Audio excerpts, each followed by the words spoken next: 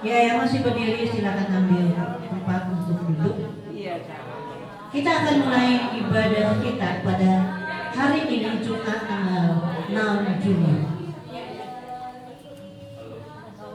Saya minta yang membawa handphone tolong di silent atau dimatikan, biar ibadah ini boleh berjalan dengan lancar. Kita semua bisa fokus memuji nama Tuhan dan mendengarkan firman. Baik Bapak Ibu sekalian, kita akan mulai ibadah kita dengan bersaat teduh. Kita mengundang Roh Kudus untuk hadir di ruangan ini, di dalam hati kita, supaya kita bisa mengikuti ibadah kita dengan baik. Saat teduh dimulai.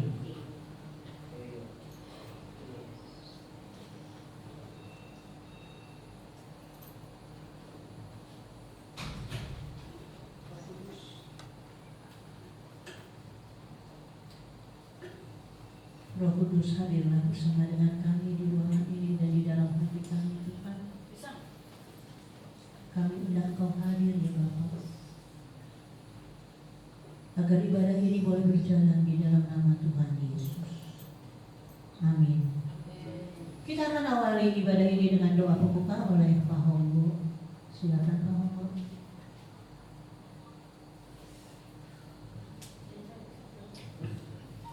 Baik, sore ini kita siap-siap diri ya, karena kita bersama-sama ini memuji dan menyembah Tuhan. Kita sebelumnya kita berdoa dulu.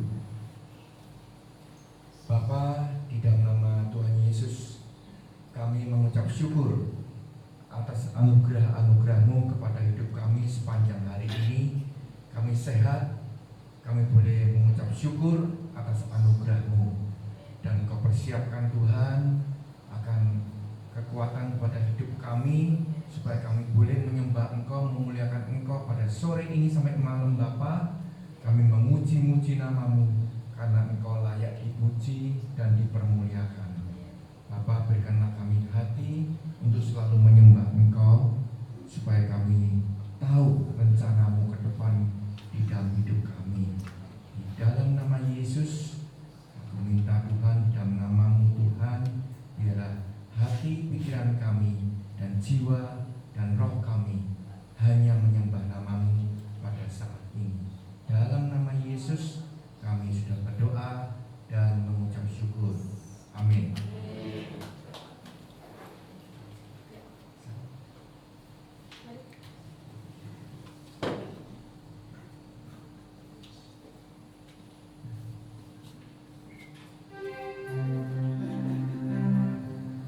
Selamat sore, Pak Omar.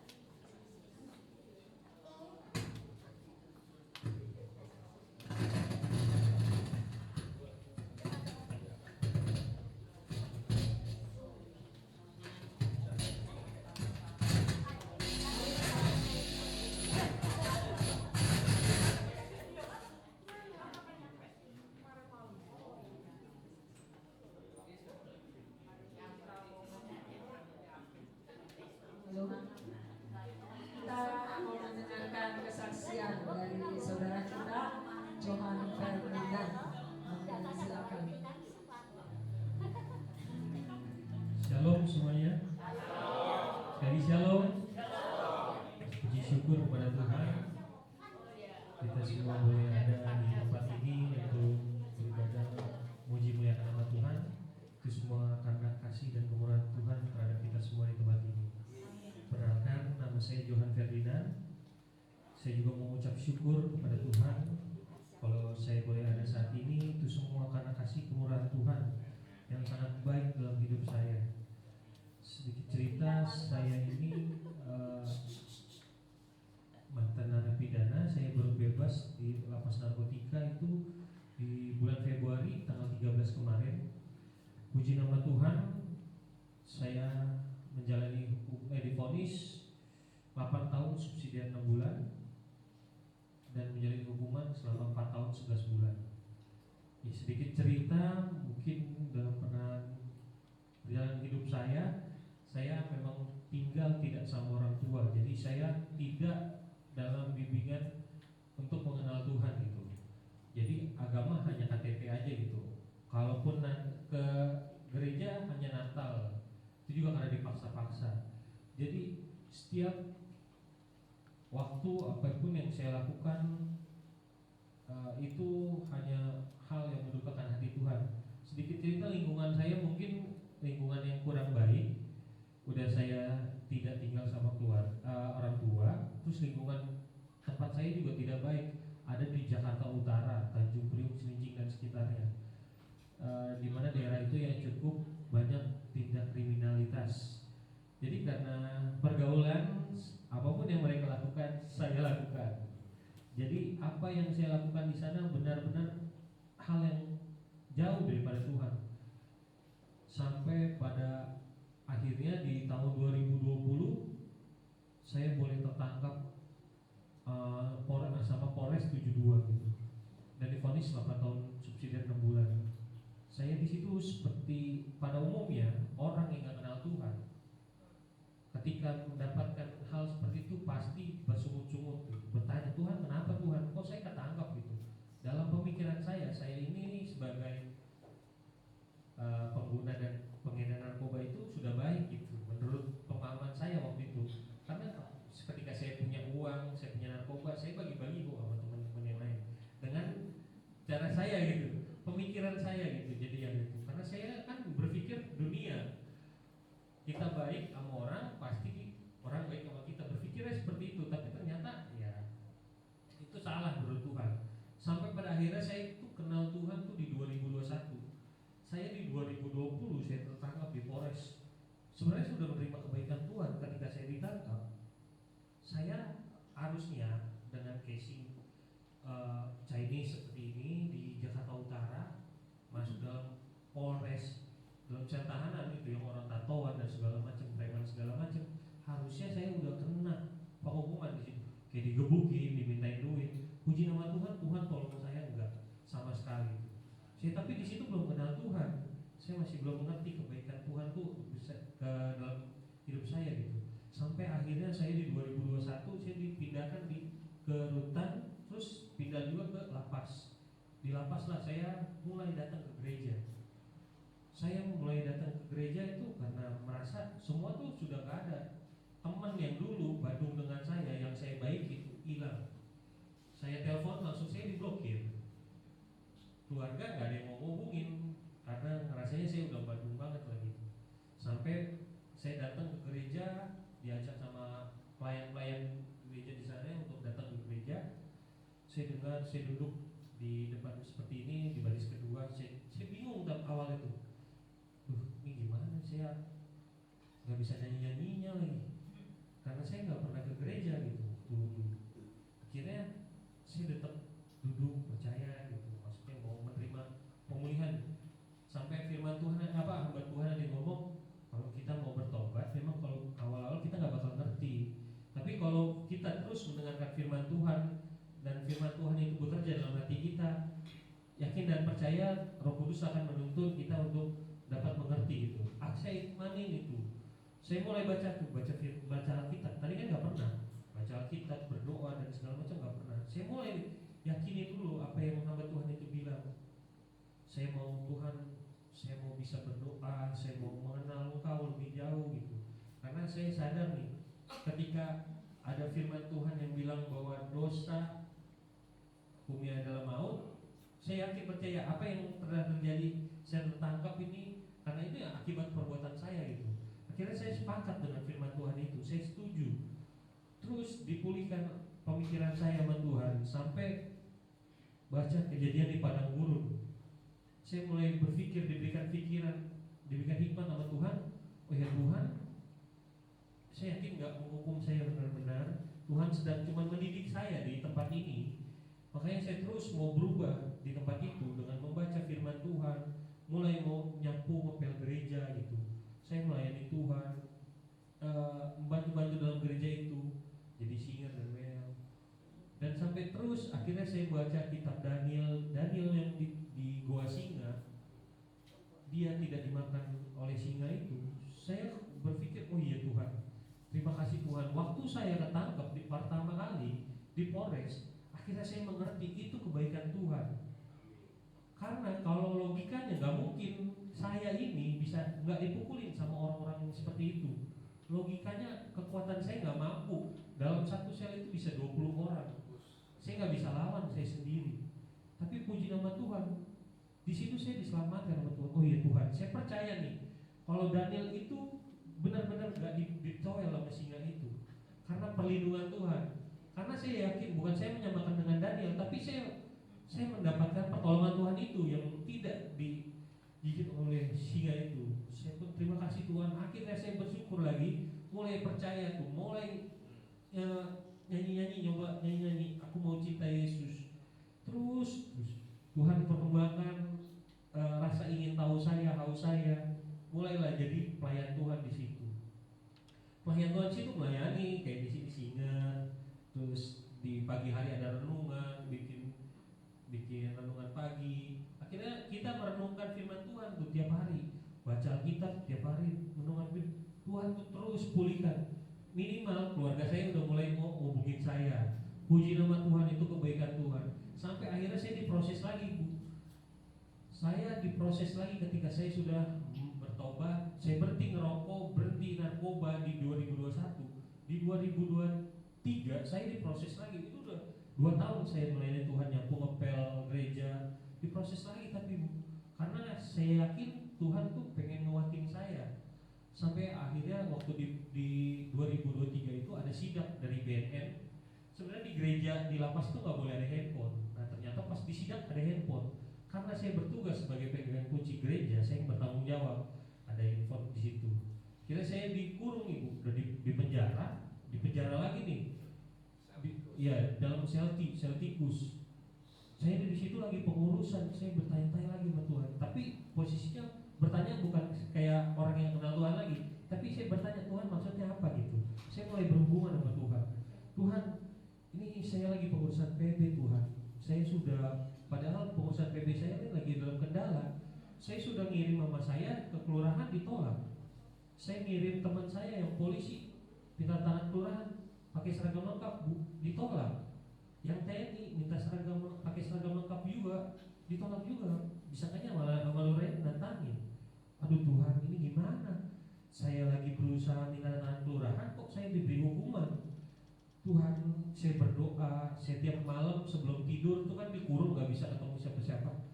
Saya bernyanyi pujian Tuhan, terus malamnya saya teduh. Akhirnya Tuhan tuh ngasih tahu, Tuhan tuh lagi nguatin otot rohani saya, supaya kan saya baru ngikut Tuhan. Gampang kecewa gak saya ketika pelayanan saya yang saya sudah kerja keras buat pelayanan Tuhan, tapi ada sesuatu dalam hal itu tidak mengenakan buat saya. Seperti kejadian ini, tahu saya disuruh bertanggung jawab untuk handphone yang bukan punya saya gitu, posisinya dalam gereja. Saya terima Tuhan. Akhirnya saya terima. Sampai saya bersyukur sama Tuhan gini, Tuhan suka-suka Tuhan dan saya serahkan masa depan saya mau cepat keluar. Saya puji Tuhan, mau nggak cepat keluar, saya tetap melayani Tuhan di gereja ini Tuhan. Sampai akhirnya 19 hari saya menjalani masa hukuman itu dalam saya nggak tahu, tapi hati saya udah ikhlas berserah sama Tuhan. 19 hari saya keluar, puji nama Tuhan. Ternyata dalam penantian saya 19 hari itu bingung PB saya berjalan apa enggak. Tuhan bekerja melalui hamba Tuhan. Ada temannya mama saya hamba Tuhan yang sudah mengerjakan tanda tangan lurah itu. Bahkan pendeta itu bilang, saya nggak sampai setengah jam, lurah itu mau tanda tangan. Puji nama Tuhan. Kalau bukan kuasa Tuhan buat kebaikan saya dan juga proses yang saya alami, itu nggak mungkin sama sekali. Kalau polisi aja yang berpakat nggak diterima, hamba Tuhan pendeta bisa. Puji nama Tuhan. Saya bilang, Tuhan terima kasih, saya ngerti sekarang maksudmu Tuhan. Saya tetap mau ke gereja sekarang dan sampai kapanpun. Dan pada akhirnya saya bebas, PB saya berjalan dengan lancar. Sudah berjalan lancar, ada lagi kekhawatiran Ibu. Ini proses manusia. Karena saya masih manusia, walaupun saya sudah besar, ada rasa khawatir. Khawatirnya saya ketangkep berat badan saya 56 kg. Itu di 2020 bulan 3. Saya bebas di 2025 bulan 2. 4 tahun 11 bulan. Itu sudah meningkat 80 kg berat badan saya, karena saya berhenti rokok, berhenti narkoba. Puji nama Tuhan, tubuh saya lebih sehat. Dan akhirnya saya berpikir lagi, Tuhan ini gimana? Baju di rumah saya mungkin masih bisa dipakai gak ya? Udah gak mungkin nih, 56 ke 80 udah melar ya. Berat badan jauh banget. Tapi puji nama Tuhan, ketika saya keluar, ada juga hamba Tuhan yang tergerak hatinya. Saya belum terlalu kenal dan dekat saat itu hamba Tuhan itu, tapi dia udah memberkati teman-teman saya yang bebas duluan. Jadi setiap ada baju-baju bekas yang layak pakai, dia hubungi teman saya buat ngambil. Ini ada di sini ada orangnya, Sucipto. Teman saya udah keluar duluan, jadi dia dihubungin sama pendeta itu, ini ada baju 2 karung gitu. Akhirnya saya dia juga, lu mau gak nih baju? Ya mau dong, saya udah gak punya baju ya kan. Akhirnya ya itu, saya kumpulin lah. Dari setiap ada hamba Tuhan yang ngasih baju ke saya. Puji nama Tuhan sekarang tercukupi, tanpa harus saya minta-minta ke orang banyak gitu. Jadi saya mau bersaksi memuliakan nama Tuhan di tempat ini. Ketika saya mau berdosa, saya tidak mengenal Tuhan, sehingga apa yang saya lakukan itu jauh daripada Tuhan. Ketika saya mau kenal Tuhan, mulailah di situ. Tuhan memberikan saya kemampuan untuk melakukan hal baik. Minimal saya ke gereja, minimal saya bisa berdoa, minimal saya mau baca firman Tuhan. Tuhan bantu pulihkan sedikit demi sedikit. Jadi saya merasa, kenapa Tuhan saya harus bersaksi seperti ini gitu. Sekarang saya dulu takut ke depan begini. Dulu nyanyi aja nggak bisa, apalagi bersaksi di depan begini. Tapi Tuhan bilang gini, Tuhan mau kamu tuh yang sudah dipulihkan, beritakan kabar baik. Kalaupun nggak ada orang yang berdosa yang nggak bisa dipulihkan sama Tuhan, kalau dia mau buka hatinya, kalau dia mau coba mengenal Tuhan gitu. Jadi siapapun di sini yang punya anak, istri dan sebagainya, bahwa terus dalam doa. Saya yakin dan percaya ketika dia kenal Tuhan Yesus itu, yakin Tuhan akan bantu pulihkan dan selamatkan seperti kehidupan saya. Puji nama Tuhan. Tuhan Yesus memberkati kita semua.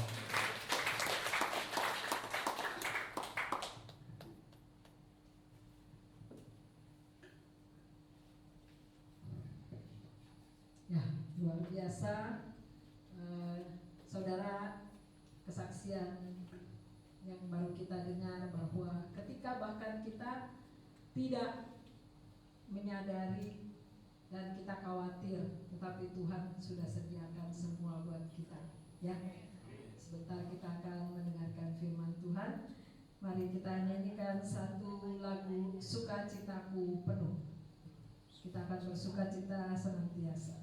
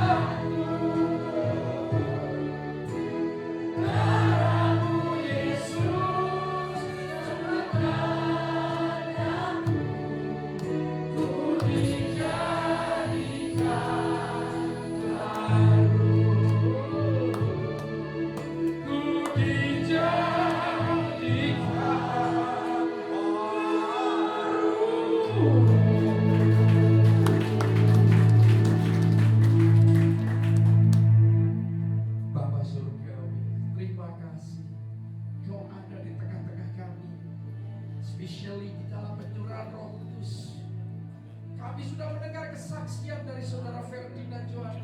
Begitu baiknya pertolongan-Mu ajaib bagi dia. Pertolongan yang sama juga akan kita alami Bapak Ibu Saudara, bagi mereka yang sungguh-sungguh mencari Dia, yang sungguh-sungguh mengasihi Engkau. Engkau tidak akan pernah meninggalkan, Tuhan tidak pernah membiarkan dan meninggalkan kita. Dia mengasihi kita, Dia mengerti, Dia peduli apapun yang kita alami. Kekuatan kita, Dia yang topang. Amin.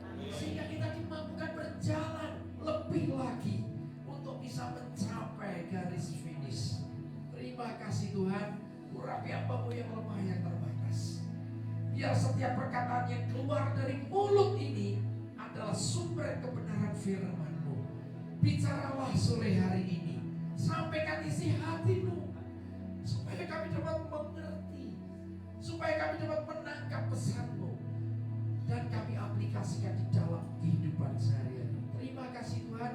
Engkau Allah yang beracara, Engkau Allah yang berdaulat dari awal sampai akhir. Kuduskan tempat ini dan semua yang hadir di tempat ini. Tuhan lawat semua, pribadi demi pribadi, keluarga demi keluarga. Terima kasih hanya di dalam nama-Mu Tuhan Yesus. In Jesus name. Haleluya. Puji Tuhan. Amin. Saya persilahkan Bapak Ibu duduk. Ya, terima kasih kesaksian yang kedua kali Ferdinand Johan ya. Terus maju, Tuhan akan pakai kamu lebih lagi. Amin. Lebih semangat untuk membagikan ya. Tadi pagi saya katakan ketika kita menerima kuasa, apa yang harus kita lakukan? Masih ingat? Bersaksi. Jangan ditunda. Karena itu perintah Tuhan. Ya, buktikan kalau kita menaati, mengasihi Tuhan dengan cara apa? Mematuhi semua perintahnya tanpa kecuali, bukan dipilih atau dicomot. Saya nggak bisa ngampuni Tuhan, skip dulu, nggak bisa. Saya yang bisa dulu ya, berkat-berkat saya kumpulin, enggak begitu. Tapi yang menyakitkan saya, yang susah, semua harus dialami. Maka tadi ya kesaksiannya nggak mudah untuk bisa menerima dalam waktu dekat. Dia masuk sel, saudara tahu, orang dipanggil polisi udah ketakutan. Ini dimasukkan 20 orang Chinese lagi, bisa bayangin, ini sasaran empuk, ya kan? Ini gantau katanya, ngocet ini ya, ini. Tapi bagaimana? Bener ya yang kamu katakan, tidak diperas, tidak dipukuli, tidak diancam. Dahsyat. Gak pernah saya dengar cerita seperti ini. Rata-rata temen saya masuk, diancam, akhirnya orang tuanya ditelepon, kasih duit. Tapi Tuhan tahu Ferdinand gak punya apa-apa, bahkan orang tua, betul gak? Papa ibu udah gak pedulikan, ditelantarkan, udah. Tapi Tuhan peduli, amin. Yang melindungi dia Tuhan. Dimasukkan sel tikus lagi, bukan dia yang ambil ya kan HP-nya, bukan dia, dituduh. Bukankah seperti yang dialami siapa? Yusuf. Ya, istri Potifar ngomong dia mau merkosa saya. Dia lo kan kacau. Malah sama kayak yang dialami dia. Dia dituduh tidak ada bukti karena hanya pegang kunci. Kunci kan bisa digandakan. Ya. Terima kasih kesaksiannya. Ferdinand Johan terus maju setia kepada Tuhan. Ya. Satu persatu Tuhan akan memberkati kamu, masa depanmu penuh pengharapan. Ya, shalom semuanya. Terima kasih ada yang baru pertama kali datang, beberapa ini teman-teman. Ya, Bu Biliana, kapan saya turun? Jangan senyum doang loh ya. Ini kesaksian luar biasa, dia dijatuhin ya dari lantai 27 ya Bu ya. 25. Apartemen lantai 25. Ini Bu Biliana baru jalan. Pertanyaannya, kok bisa tepat? Ada apa? Ada rencana apa? Betul nggak? Tadinya nggak habis pikir. Dia pelayan Tuhan juga ya, pendoa, betul? Ya, hidupnya nggak neko-neko. Kenapa kok jadi sasaran terus? Ikut Yesus, ikut Tuhan harus bayar. Ya, kita tunggu Bu Biliana untuk kesaksiannya. Siap ya? Nah, begitu bisa sehat semua. Foto-foto kalau saya masih ada bisa saya tampilkan ya, mengerikan Bapak Ibu, hancur tulangnya, darah di mana-mana. nggak supaya ini benar-benar berita aktual dan itu masuk di SCTV ya, Trans TV ya. Ini beliau ada di sini, bisa jalan, bisa dengan kondisi gini ya. Awalnya aja setengah mati jalan dan luar biasa di unitnya dengan kondisi yang sudah seperti itu dia kerjakan semua, betul ya, nyapu, ngepel, bersihkan kamar mandi, sesuatu yang nggak mungkin. Bu Akiwa, saya harap bisa terinspirasi. Bu Akiwa cuma bonggolnya diganti doang, bonggolnya sebentar. Dia nanti saya tunjukin fotonya, tulang-tulangnya hancur semua ya. Berapa tulang itu? Berapa pen? Puluhan. Ya di total aja deh. Nanti kalau kesaksian baru detail berapa pen? Oh ya udah, dia nggak ngomong, pinter. Supaya penasaran Bapak Ibu datang lagi ya. Selamat datang yang baru pertama kali itu ada Elizabeth juga datang dari Jepang ya. Shalom. Ada beberapa yang baru-baru, nah temannya Mimi, temannya Ferdinand juga ya. Shalom ya, selamat datang. Oke, kita akan masuk ke tema seperti yang kesaksian dari Ferdinand Johan. Pertolongan Tuhan ajaib dan tepat pada waktunya ya. Dan dia bisa diberi pengertian itu pasti Roh Kudus. Oh Tuhan lagi didik saya loh. Didik itu di sekolah, tapi dia diberikan suatu hikmat pengertian kalau dia ini sedang dididik dan dia bisa disadarkan bahwa perbuatannya selama ini adalah dosa, perbuatan yang tidak benar ya, perbuatan yang tidak benar dan dia harus bertobat. Ketika dengar kata dosa adalah binasa, hanya dengar kata itu kalau bukan Roh Kudus yang membukakan pikiran, Roh Kudus yang membuka, dia tidak mungkin sadar. Dan dia pasti tidak akan bisa terima ya, tapi semua adalah karena kasih karunia ya. Kita lihat ayatnya, Mazmur 121 ayat 2. Pertolonganku ialah dari Tuhan yang menjadikan langit dan bumi.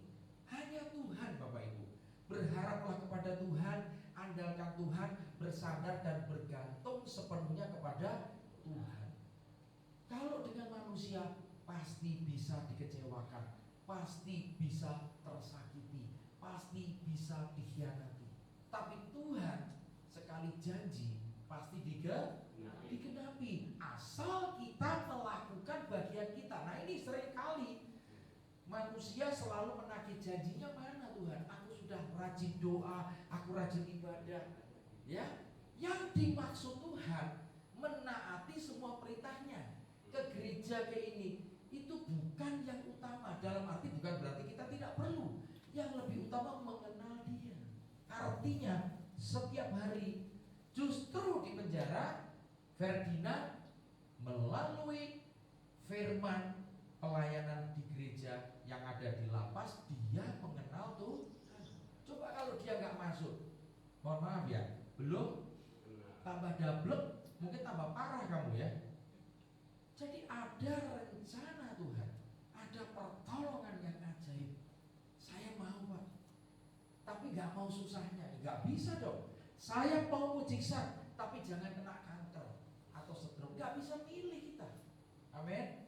Jadi kalaupun ya ada ini istri si Pak Epi itu sudah kondisi akut, harus dipotong ususnya, kemudian rahimnya harus diambil.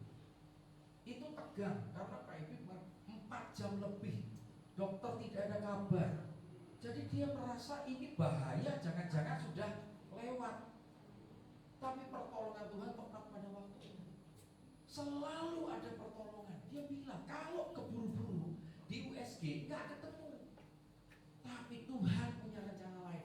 Akhirnya pulang, ini nggak kelihatan di USG. Kita lakukan CT scan ya, terus pakai kontras, baru kelihatan dagingnya loh. Saya ngeri ditunjukin dagingnya itu mungkin kalau di kilo 2 kilo lebih. Jadi ususnya ketutup semua. Dipotong disambung lagi. Rahimnya diambil semua. Jadi mengerikan, ada 2 daging. Satu yang satu potongan usus. Dan itu semua dikerjakan dalam waktu hampir 5 jam. Kenapa? Harus dibersihkan daging yang nempel di usus. Nah ini seperti dialami Deborah, dipotong ususnya karena ada kankernya. Ini sama. Ya, kenapa waktunya kok harus hari itu? Kenapa enggak sebelumnya? Karena Tuhan sudah menyiapkan. Kalau sebelumnya, ini teman saya istrinya belum ada asuransi. Tahu nggak biayanya habis berapa? 375 juta. Dia nggak punya duit. Pertolongan duit dari mana? Dan asuransi bayar semua. Asuransinya cover semua. Dia hanya keluar berapa, Bapak Ibu? 2 juta rupiah. Dia hanya membayar 2 juta rupiah dari 370 juta. Apakah itu bukan ajaib? Dia baru saja ikut asuransi. Ya, secara logika tidak mungkin. Tapi bagi Tuhan mungkin. Ya, oke, kita lanjutkan Ibrani 4 ayat 16. Sebab itu marilah kita dengan penuh keberanian menghampiri tahta kasih karunia, supaya kita menerima rahmat dan menemukan apa? Kasih karunia untuk mendapat pertolongan kita. Jadi semua diawali dengan dia mau datang, dia mau melayani di gereja. Itu awal yang baik untuk mendapatkan pertolongan. Dia menghampiri tahta kasih dengan ini aku yang gak layak. Aku manusia berdosa, aku bejat, aku rusak. Dan akhirnya menemukan kasih karunia untuk mendapat pertolongan kita tepat pada waktunya. Masuk di sel tikus, itu ukuran 1 meter kali gitu ya, sel tikus ya. Yang saya tahu sel tikus cuma 1 orang 1 meter kali itu di rutan. Dia harus menjalani dan dia menerima. Betul? Awalnya mungkin menolak. Saya nggak ngambil, saya dituduh langsung di penjara. Bukankah Yusuf juga sama? Difitnah oleh istrinya Potifar. Betul? Sehingga Yusuf ditangkap, dimasukkan ke penjara. Nah, kadang-kadang salah saya apa? Saya sudah berbuat baik, saya sudah melakukan yang benar. Mengapa hal buruk?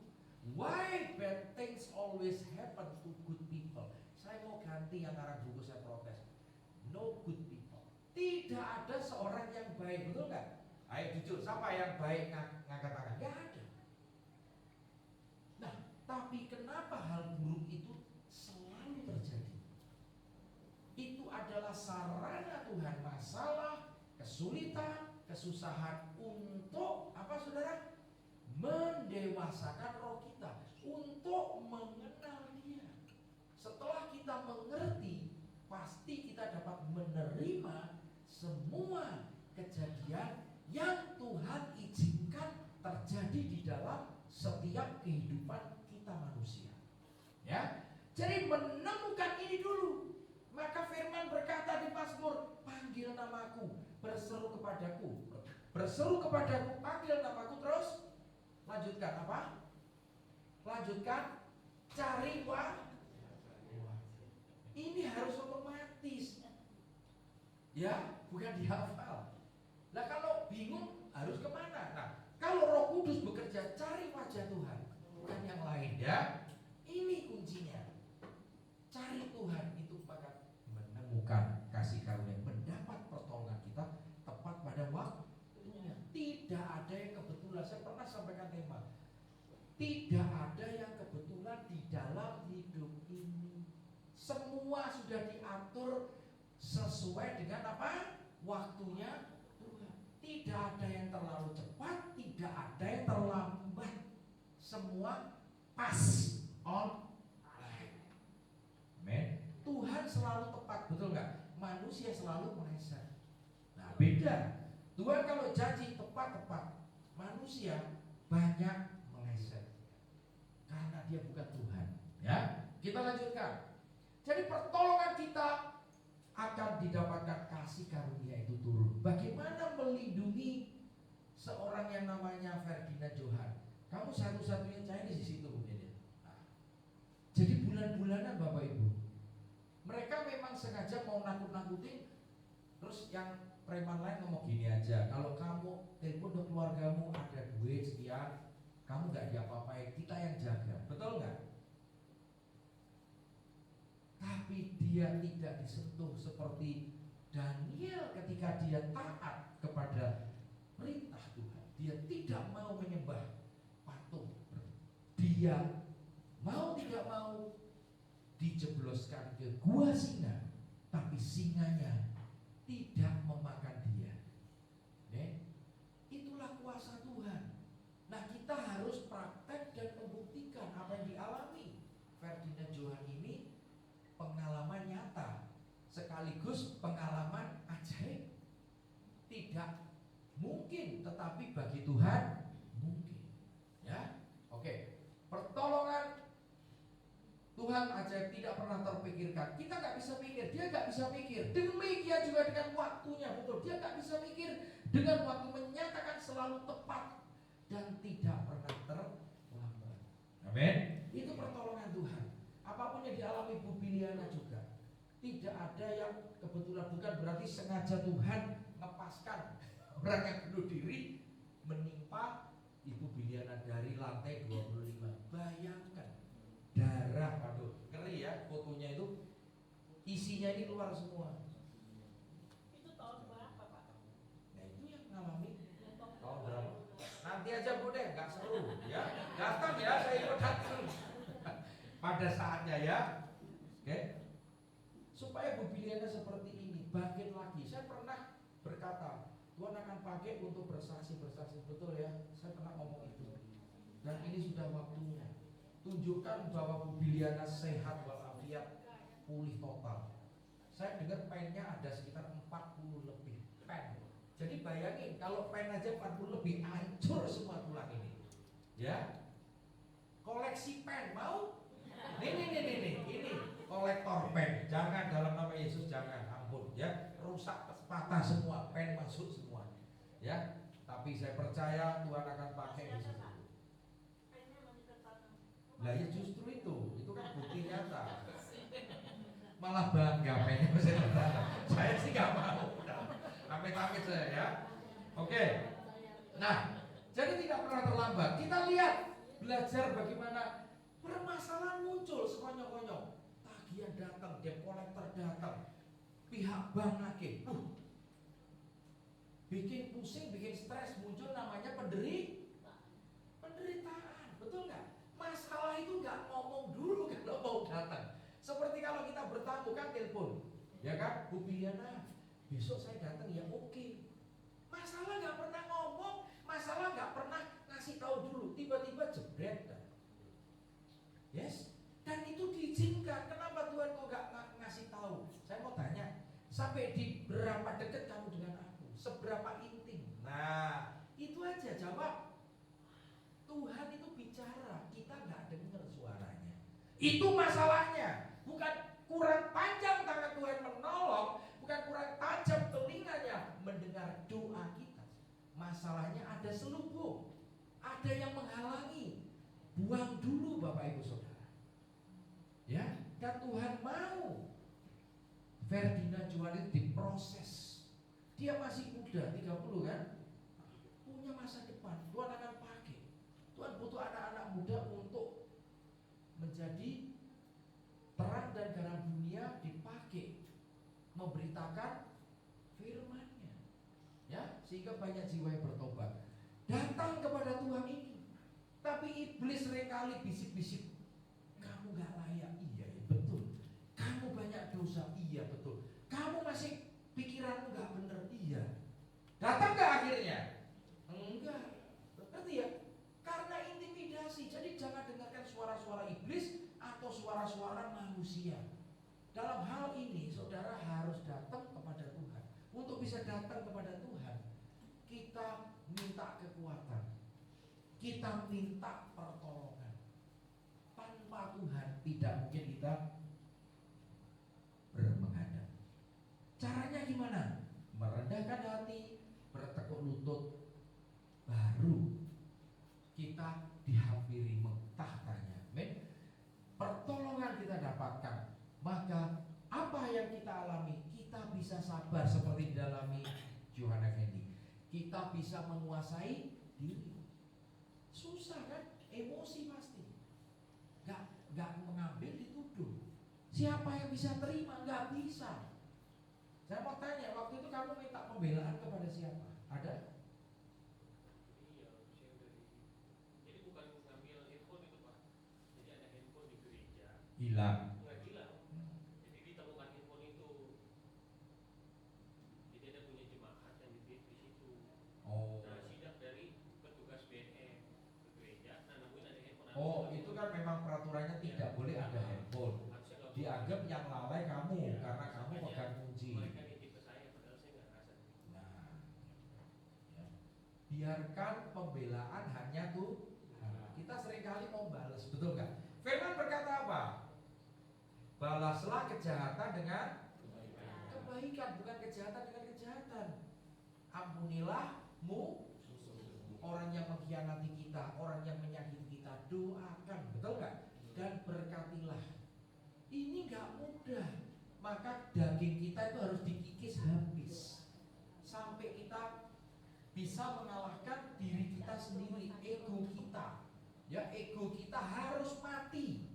Ya, mau dimaki, mau dihina, mau diolok-olok, kita tetap tenang, bukan membalas.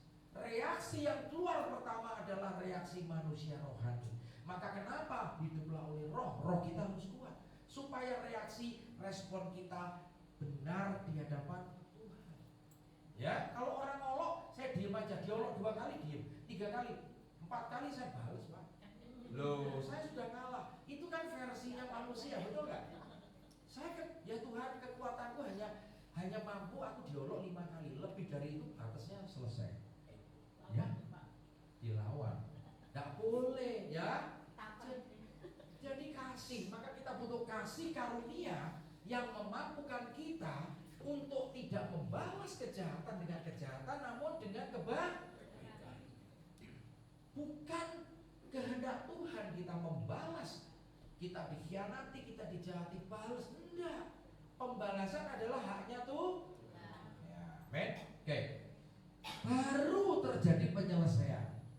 Ya, ada ayat lagi. Kuasailah dirimu supaya kamu tenang sehingga bisa Mengapa doa-doa kita sudah terlalu banyak, terlalu sering tambah puasa? Esther puasa, Daniel puasa 40 hari. Karena kita tidak tenang. Tuhan mau kita doanya fokus dengan pimpinan Roh Kudus, paham? Kalau kita nggak tenang, kemerungsung ya kalau orang Jawa. Gimana Roh Kudus bisa bekerja?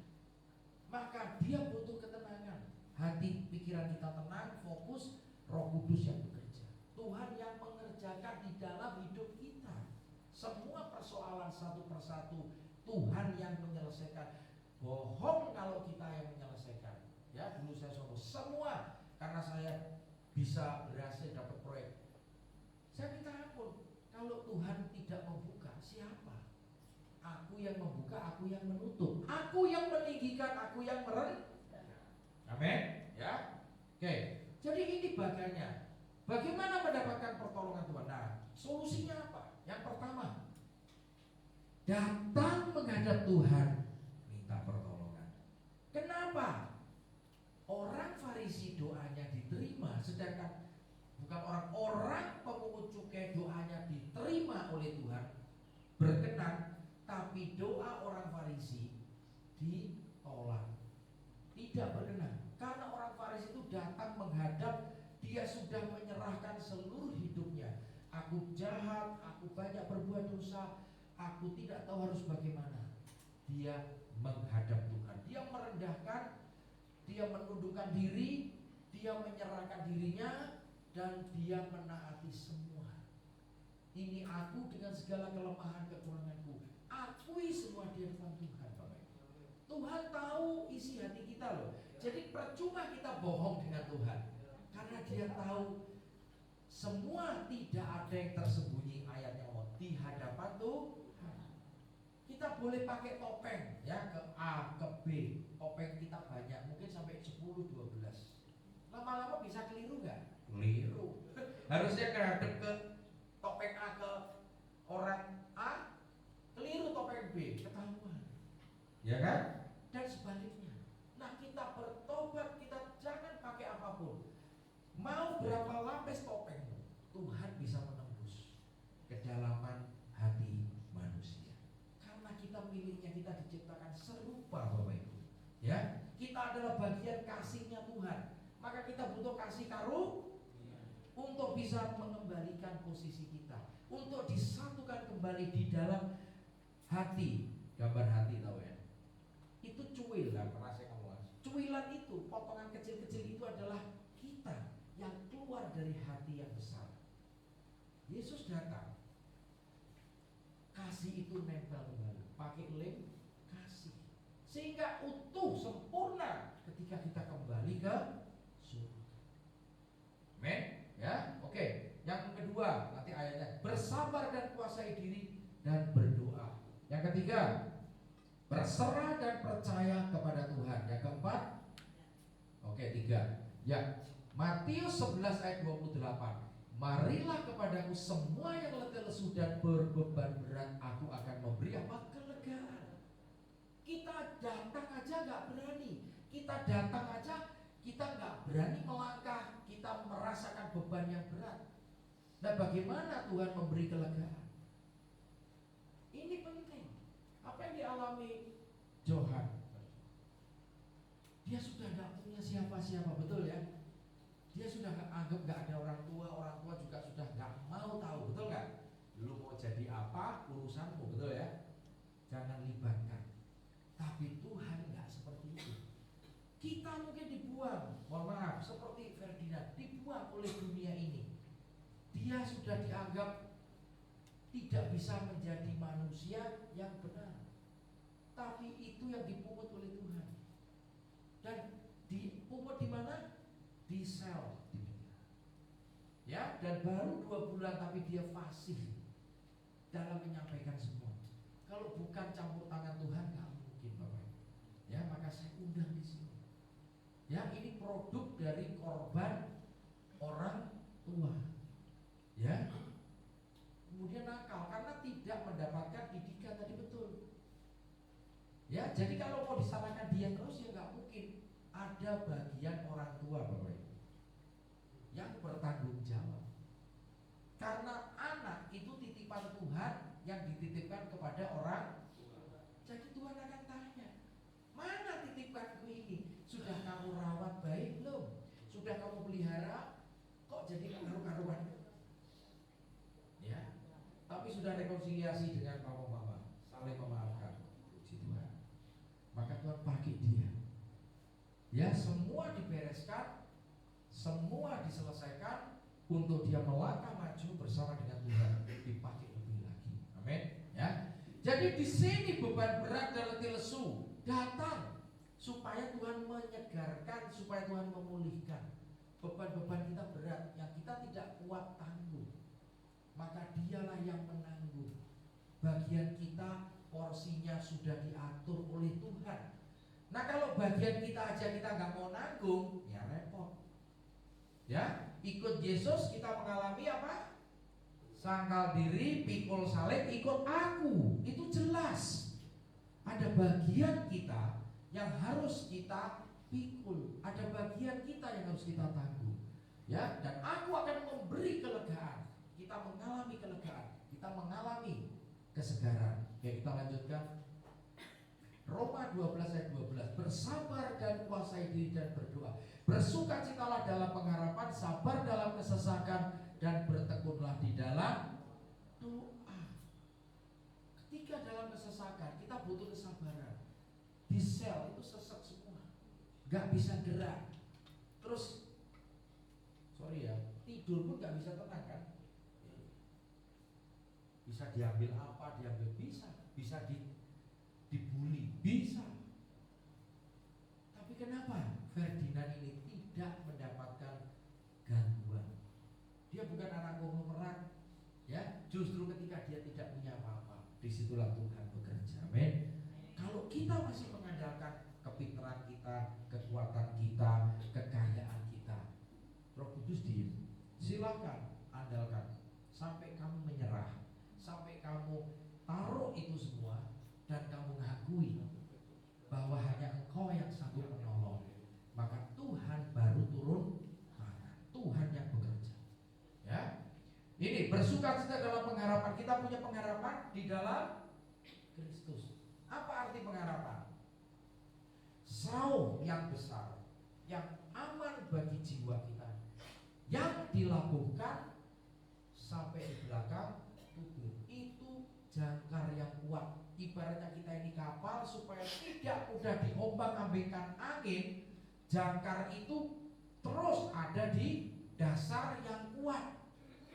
Ya, itu pengharapan di dalam Kristus. Dia sudah mengawali, maka kita mengikuti. Enak nggak ikut Yesus? Semua sudah ada jejaknya gitu loh. Tapi masalahnya untuk mau mengikut Yesus, berjalan di dalam roh, bukan dengan kedagingan. Roh kita dipimpin siapa? Roh Kudus. Nah, ini pencurahan. Ya, untuk kita bisa menyelesaikan pertandingan iman kita. Jelas? Tekun dalam doa, perintah Tuhan kan? Bertekun dalam doa, jangan jemu-jemu berdoa. 1 Petrus 4 ayat 7. Kesudahan segala sesuatu sudah dekat. Karena itu apalah? Ini tadi saya ngomong. Kuasailah dirimu dan jadilah tenang supaya kamu bisa berdoa. Saya percaya kalau Ferdinand di luar terus, dia liar, betul ya? Tahu liar? Anjing yang liar, kucing liar. Begitu dikerangkeng. Tahu dikerangkeng? Dimasukkan. Diem nggak? Diem. Diem. Kalau diem dikasih makan. Begitu. Sama. Kalau Tuhan tidak mengizinkan, sebetulnya semua diizinkan Tuhan untuk kebaikan. Roma 8 ayat 28, ayat itu jelas. Kita tahu sekarang Tuhan sedang bekerja di dalam segala sesuatu untuk mendatangkan kebaikan bagi mereka yang mengasihi Dia dan yang terpanggil sesuai dengan rencana Tuhan. Betul ya? Cek itu ayatnya, Roma 8 ayat 20.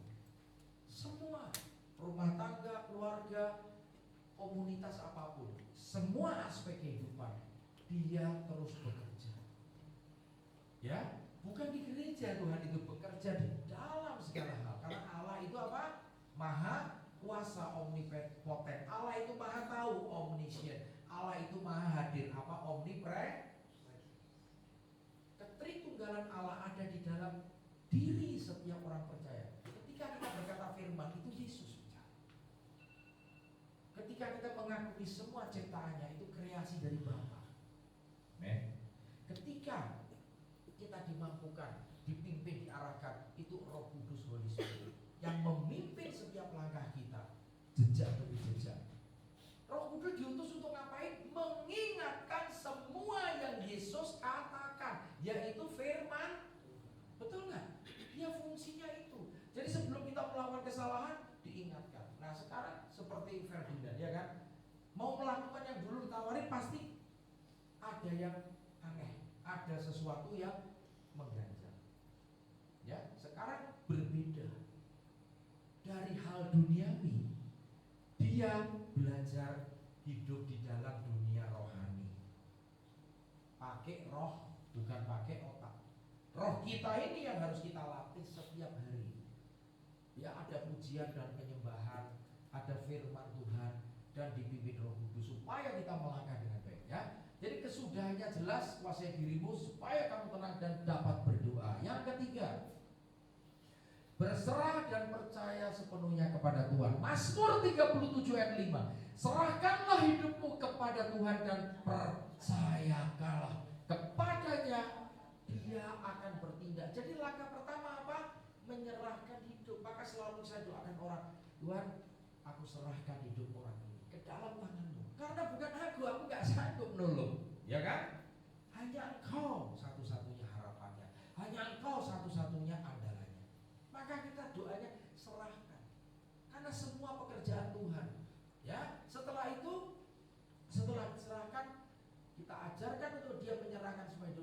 percaya.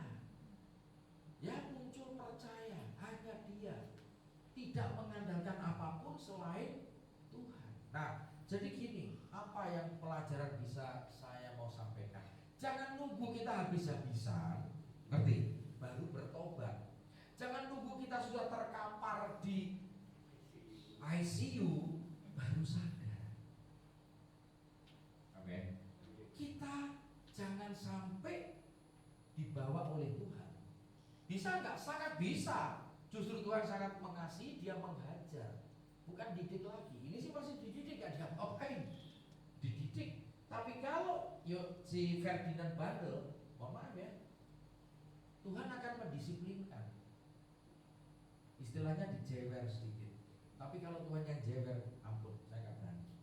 Lebih baik dijewer manusia, ya. Mungkin ditabok lah, nggak apa-apa. Tapi kalau Tuhan yang jewer, itu urusannya lain, ya. Kalau dia masih bandel, mohon maaf, aku menghajar anak-anak yang muka untuk menyelamatkan, untuk mengembalikan posisinya dia, untuk supaya Kristus itu muncul di dalam dirinya. Jadi Ferdinand sekarang menghadap Tuhan berani, kenapa ada Yesusnya, bukan dia. Ngerti? Yesus yang ada di dalam dirinya, Yesus yang ada di dalam diri orang percaya, itu yang dilihat Tuhan. Tuhan tidak melihat manusia lama kita, no. Maka Efesus 4 ayat 22 sampai 24 jelas. Tanggalkan apa? Manusia lamamu. Kita diproses, kita dibentuk seperti Ferdinand di dalam penjara. Ya, seperti pendeta Yusuf Romi disetrum, tahu nggak? Kamu nggak disetrum kan? Dia disetrum, sangkal udah, setrum lagi sangkal. Dia tahu jam-jam waktunya nyetrum, dan dia disuruh tulis surat. Dia suruh percaya kepada Nabi. 5 tahun Bapak Ibu. Tapi ketika dia kena setruman, dia disiksa, justru dia mengenal Allah dengan cepat pada saat dia mengalami siksaan. Dan saya percaya Ferdinand mengenal Tuhan, ya, pada saat dia melayani gereja di penjara. Ya, saya juga sering pelayanan. Jadi di situ dia mengalami bagaimana kasih karunia tadi, pertolongannya tidak pernah, dan bersyukur Bapak Ibu. Apapun keadaan kita, apapun masalah dan sakit penyakit, tidak ada yang mustahil bagi Tuhan. Amin. Oke. Ini yang ketiga, kesimpulan. Nah, jangan takut kepada masalah. Serahkan dan percaya. Nah, ini tadi kan Mazmur, serahkan dan percayakan kepada Tuhan. Dia yang mengawali, Dia juga yang akan mengakhiri. Amin. Semua Tuhan yang pegang kendali atas kehidupan manusia. Dia Alfa dan Omega. Dia yang memulai, Dia yang akan mengakhiri. Setiap kita manusia punya ceritanya, punya story-nya. Tahu? Kapan kita dilahirkan, masa kecil kita, remaja kita ngalami apa, itu ada ceritanya. Masih ingat minggu yang lalu ada saudara Dika Murtadin, dia disingkapkan film, dosanya semua, dia menghajar orang, dia mungkin, waduh, itu keluar semua. Di situ dia nangis, di situ dia nggak bisa ngomong. Disingkapkan semua. Ya, demikian juga pendeta Domingus yang dipenggal lehernya yang harusnya dia mati. Dia mengalami cahaya dan di situ dibawa ke suatu taman dan dia dilihatkan dosa-dosanya. Dia mahasiswa STT Dulos yang diserbu, yang dibakar, dan dia salah satu korban. Pernah saya undang dulu. Ya, mungkin kalau ada kesempatan, lehernya itu udah dipotong Bapak Ibu, dijahit. Sampai ngomong, ini mayat ngapain dibawa di sini? Dan dia sudah nggak ada di situ, karena sudah nggak ada nama. Tapi Tuhan kembalikan rohnya. Kamu belum selesai, dan dia harus memberikan kesaksian. Itu betul-betul mengerikan. Itu juga kisah nyata, masuk di TV. Ya, jadi orang-orang ini mengalami pertolongan Tuhan yang ajaib. Karena aku yang memberi, aku yang mengambil. Nyawa kita di tangan Tuhan, bukan di tangan manusia. Amin. Maka hidup kita juga ada di tangan Tuhan.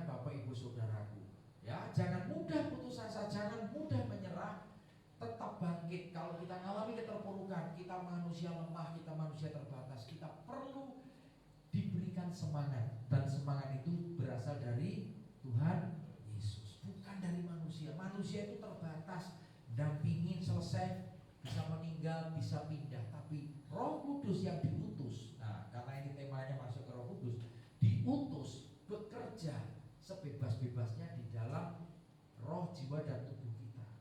Ini kuncinya. Kita punya pribadi ketiga yang diutus oleh Allah untuk menemani kita, untuk menjaga keselamatan kita, untuk mengingatkan kita, untuk menjamin, menghibur, komplit Bapak Ibu. Kenapa kita mesti cari manusia? Kalau Roh Kudus itu bekerja, itu lebih dari manusia. Penghiburan yang sejati bukan dari manusia, Roh Kudus. Pengajaran sejati bukan dari manusia, Roh Kudus. Bahkan hal-hal yang akan datang Dia akan singkapkan. Ini kuncinya. Namun kita tidak pernah memperdulikan. Yang penting saya sudah baca Pak, gereja harus 2 pasal per hari. Saya lebih loh, saya 3 pasal, kalau perlu 10 pasal. Masalahnya kamu ngerti nggak? Nggak ngerti semua. Nah, karena tidak melibatkan Roh Kudus. Ya, Roh Kudus itu penolong. Maka Yesus berkata kenaikannya, lebih baik aku pergi supaya Bapa mengutus seorang penolong untuk nolong kita yang lemah, untuk membantu kita yang kondisinya sering terpuruk. Manusia itu lemah. Maka firman berkata, di dalam kelemahanmu kuasaku sempurna terjadi. Kuasa Tuhan itu sempurna justru di dalam kelemahan kita manusia. Ya, kita merendahkan hati, kita menyerahkan hidup kita dan percaya sepenuhnya, maka Tuhan bekerja. Ya, ini. Dan memegang kau akan tangan kananku yang membawa kemana? Kemenangan. Jadi tangan Tuhan itu yang akan membawa kita kepada kemenangan. Pertolongannya tepat pada waktunya. Apa yang dialami Ferdinand, apa yang dialami Bu Biliana, tidak ada yang kebetulan. Semua terjadi sesuai dengan waktunya dan proses dari Tuhan. Seringkali apa yang terjadi? Kita kurang sabar, maka perlu tadi harus belajar sabar. Kita sering protes, kita sering berontak. Itu bukan maunya Tuhan. Ya, ketika kita dididik, ketika kita dimasukkan di asrama, itu lebih baik daripada kita di luar atau di rumah. Kalau di asrama kita tidak bisa bebas, tapi itu untuk kebaikan. Waktu yang banyak kita luangkan untuk belajar mengenal Tuhan. Apa yang dialami Ferdinand dan pelayanan saya di penjara sering juga. Ya, mereka berkata, Pak, saya keluar dari penjara, orang-orang di luar masih ngecap saya mantan. Saya bilang, gak perlu takut. Kamu buktikan kalau kamu sudah berubah. Kamu buktikan kalau kamu berbeda. Bukan kamu yang dulu. Ya, waktu yang membuktikan. Selalu tunggu waktunya yang tepat. Mereka akan melihat bahwa kamu betul-betul sudah berubah.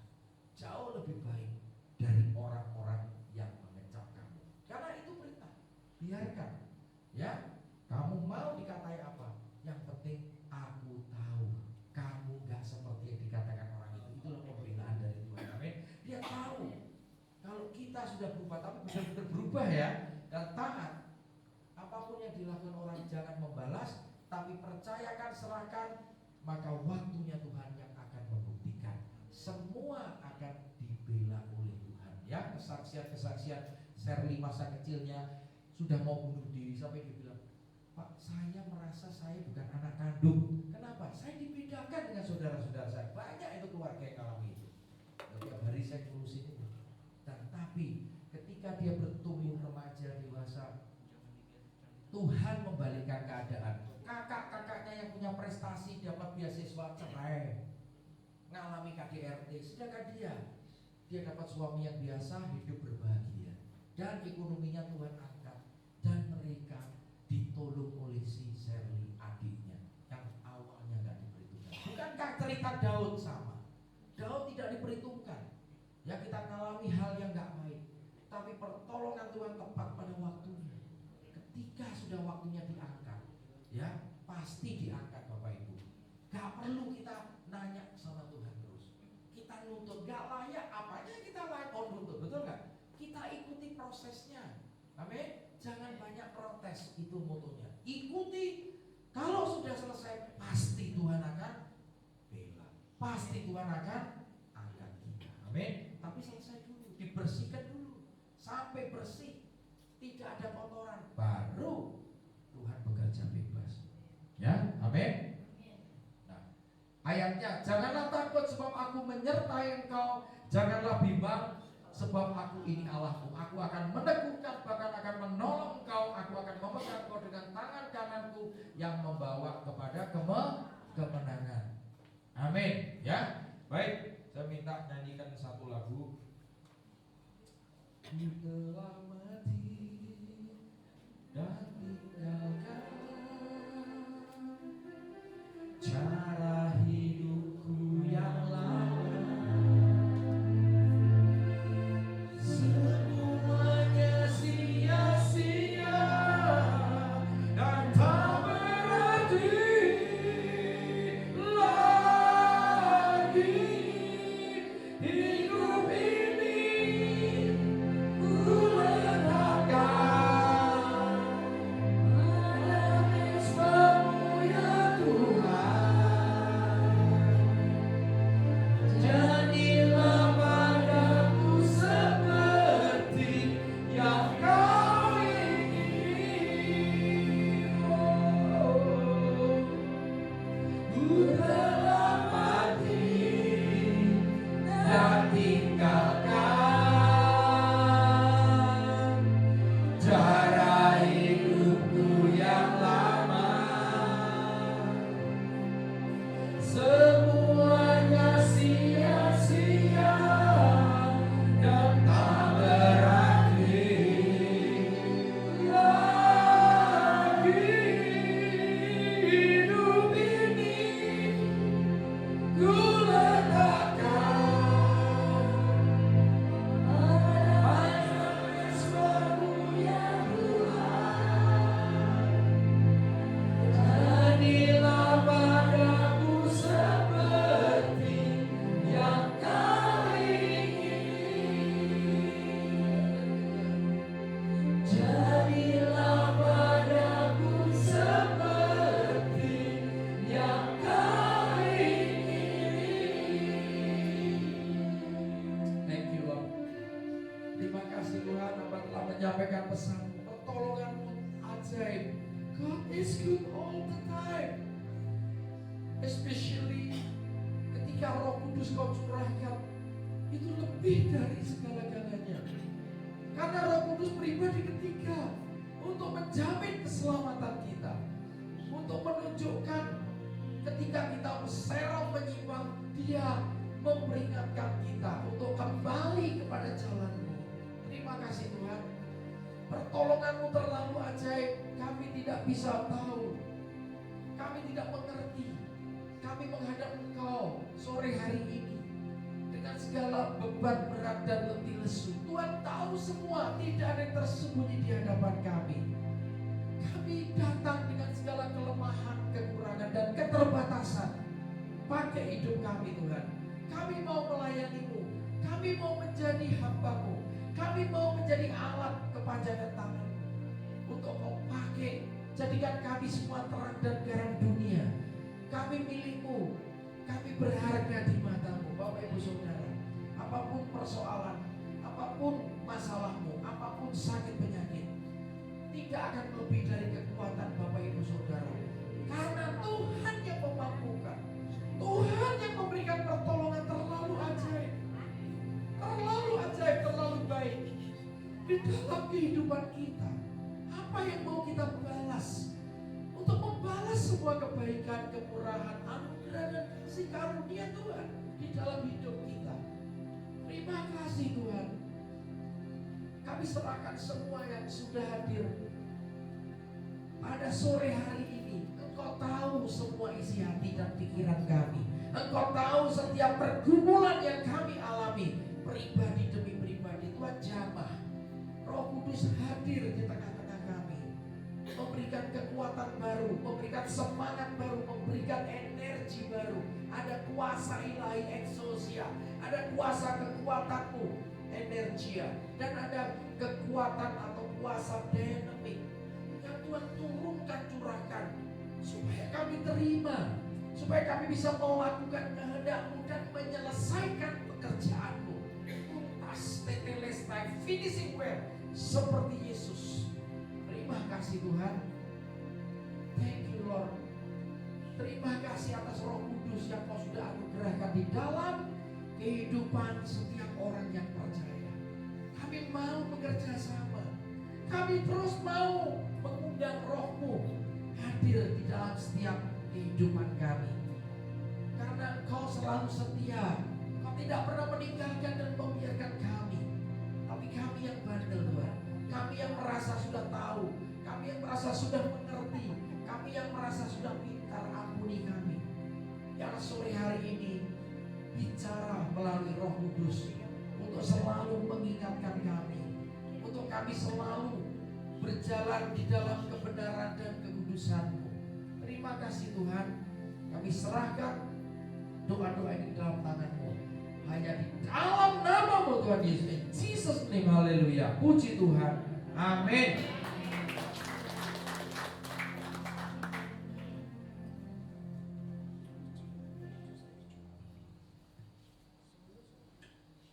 Ya, kita sekarang pada di ujung acara ibadah kita. Kita lihat sekilas info. Jumat depan ibadah lansia akan dibawakan oleh Pastor Dr. Beni Siowarjaya, MTH MBA. Beliau adalah seorang pengajar dari GBI Puri Indah dan juga seorang pengusaha. Ya, kita akan melihat minggu depan dengan tema yang dibawakan mempelai Kristus. Pelayanan ibadah di Gereja Sinar HGGC Kedoya sudah dilangsungkan pada minggu lalu pada tanggal 1 Juni dibawakan oleh Pak Kurniawan. Latihan paduan suara tetap dilakukan setelah ibadah ini. Worship night diadakan agak maju jamnya, jam 6:30 sampai jam 7 malam. Bagi yang bisa bergabung, mari kita bergabung bersama acara worship. Nah, ini adalah program baru yang dibawakan oleh tim Pak Kurniawan, yaitu acara live di RPK Radio Pelita Kasih di gelombang 96,3 FM pada setiap hari Senin jam 11 malam sampai jam 12 malam dengan acara Pray For. Ya, kita bisa lihat ini, kita bisa install di Google, di Play Store RPK FM, atau kita bisa lihat di YouTube-nya RPK FM. Kembali bagi mereka yang mau belajar gitar, bisa belajar gitar setiap Jumat sebelum ibadah jam 2 sampai setengah 3 oleh yang diajar oleh master kita Pak Santos. Doa fajar, kami menghimbau Bapak Ibu sekalian untuk ikut bergabung di Zoom doa fajar setiap Senin, Rabu dan Jumat yang linknya dibuka jam 4:30 pagi. Nah, di doa fajar ini kita bisa belajar mendekatkan diri bersama dengan Tuhan, mendengarkan firman Tuhan, memuji nama Tuhan. Untuk memahami firman Tuhan lebih dalam, diadakan acara yang setiap Rabu jam 7:30 itu Bible Study melalui Zoom juga. Ya, kita juga menghimbau Bapak Ibu sekalian untuk ikut bergabung di Bible Study ini, dibawakan oleh Pak Kurniawan. Ibadah MOC, Man of Christ, tetap diadakan setiap Selasa jam 7 malam. Puji Tuhan ya, semakin banyak yang datang. Mudah-mudahan di masa depan mendatang ini lebih banyak kaum pria yang bergabung di MOC ini. Ya.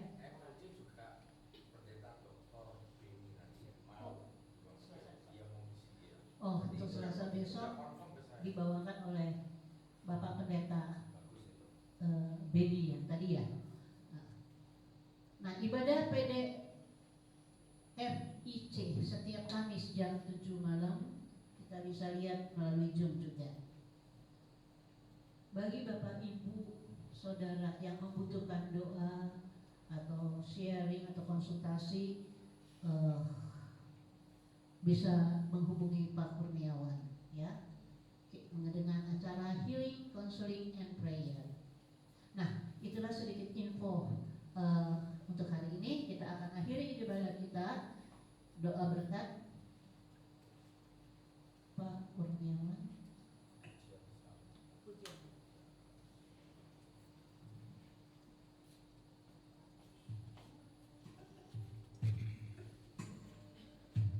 Luar biasa ya saudara, menikmati hari ini waktu Tuhan selalu yang terbaik. Kalau kita diizinkan mengalami persoalan, Tuhan punya maksud supaya kita punya iman yang lebih besar. Mari kita menyanyikan Bila Kau Izinkan.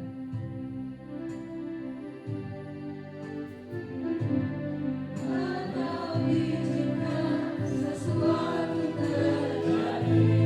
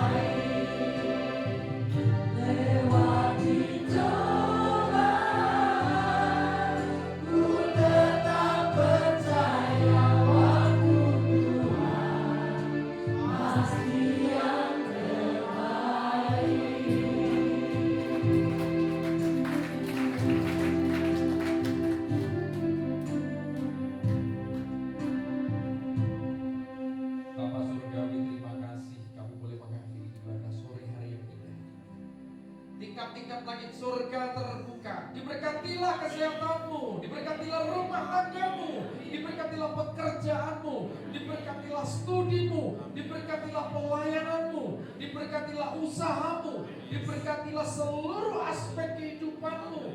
Dan biarlah sinar terang kemuliaan Allah Bapa dan cahaya wajah Yesus Kristus selalu menyinari kami semua sampai dengan Maranatha. Di dalam nama Yesus, haleluya. Puji Tuhan, amin.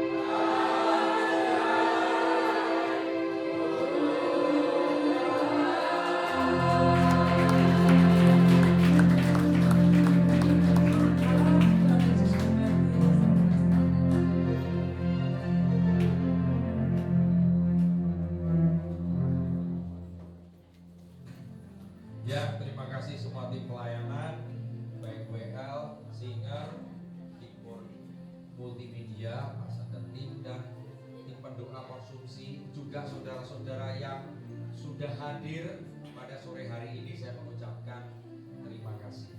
Ya. Kemudian satu hal, siap-siap mau diundang nanti dekat sini, panti jompo tadi kita kunjungi ya. Di situ kira-kira ada sekitar 59. Ya, itu tempat ibadahnya bagus sekali ya. Tadi saya kesana dengan Bu Yunita sama Bu Stella. Ya udah gereja. Jadi persiapkan ya. Dalam waktu dekat jadwalnya udah disusun, dekat sekali. 10 menit dari sini. Ya, Panti Wereda apa tadi kuliah di Jalan Dagia. Ya, jadi berita baik ya, tim paduan suara terus maju. Ya, oma-oma, karena saya ngomong, saya udah promosi ini tua-tua semua ini, tapi semangat karena saya lihat tadi di situ oma-omanya luyu semua. Nah, ya, kita harus bangkit, kita harus memberi semangat meskipun lansia tapi ya kepengen ya, komandannya jangan harus siap. Ya, kadang-kadang disiplin, tapi memang maka setiap selesai harus siap latihan ya untuk tampil. Nanti di sini, nanti di daerah Tanjung Bulan sudah ada. Ya, jadi kita akan keliling roadshow. Nah, tapi di sini aja, bukan keluar kota. Ya. Laku ya, laku dong. Nah, justru itu maka kita membawa misinya Tuhan ketika melayani. Tapi senang kalau keluar negeri. Loh, kalau keluar negeri ini nanti motivasinya jalan-jalan, nggak boleh Tuhan bilang. Di sini dulu ya. Terima kasih. Ayalan mau nyanyi? Enggak. Soalnya tadi udah ini terus. Oh, Widya. Iya, iya.